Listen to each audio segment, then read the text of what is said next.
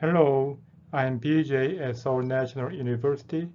In video 4 and 5, I discussed arithmetic of 0 in infinity. One that is left is 1 over Aleph null, which is linked to the delusion in the concept of convergence and limit. There is no smallest positive real number. Assume that there is a smallest positive real number epsilon larger than 0.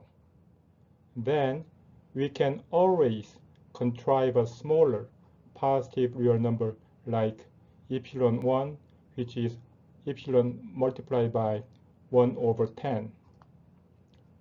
Because epsilon is larger than epsilon 1, which is larger than 0, it contradicts the assumption that epsilon is the smallest positive real number. Therefore, there is no smallest positive real number.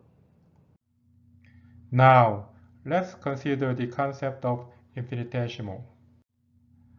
Aleph null is larger than all natural number n. Thus, 1 over Aleph null is smaller than 1 over n for all natural numbers.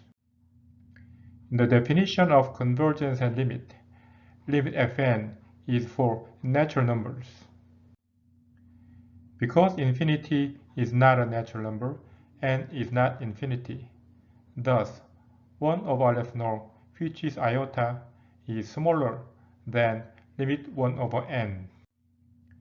Previously, we showed that limit 1 over n is larger than 0. Now, what is 1 over Aleph null, which is iota? Now, we can show that iota is larger than 0. Consider a graph y equals 1 over x for real number x and y, and there is a symmetry along the 45-degree axis in red line. Thus, for any x and 1 over x in A, there is a symmetric point 1 over x and x in B.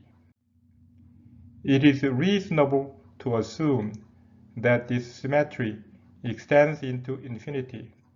Therefore, for Aleph null and 1 over Aleph null, there is 1 over Aleph null and Aleph null, which is iota and Aleph null. If we assume iota equals 0, then for Aleph null and 0, there is 0 and Aleph null. Because y equals 1 over x, it follows that Aleph null equals 1 over 0. However, 1 over 0 is undefined in the current mathematics and is not Aleph null. In video 5, I discussed that 1 over 0 is C, the cardinality of real numbers. Thus, it is against the symmetry if iota equals 0. Therefore, the assumption that iota equals 0 is contradicted. Because iota is either 0 or larger than 0, iota is larger than 0. Like Aleph null is not a real number, iota is not a real number. Axiom F3 in real number field requires a unique additive element 0. However, iota has multiple additive elements. For example, iota plus iota equals iota as in the above calculation. In axiom F9, if x equals iota, y and z needs to be larger than or equal to 0. Otherwise, it leads to a subtraction problem like iota minus iota, which is indeterminate.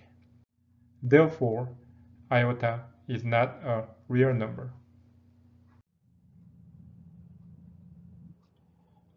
Aleph null is a number or an extended number in the continuous number line, which is infinite. However, is not a real number in R defined by the field axioms to define real number. Likewise, iota is a number or an extended number in the continuous number line. However, is not a real number in R defined by field axioms to define real number. The current real number analysis tries to handle infinitesimal by the concept of convergence and limit.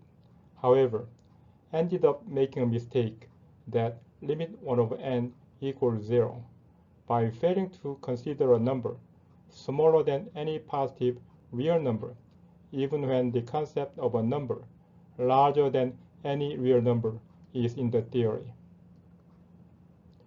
Even when n is Aleph null, 1 over n is larger than 0.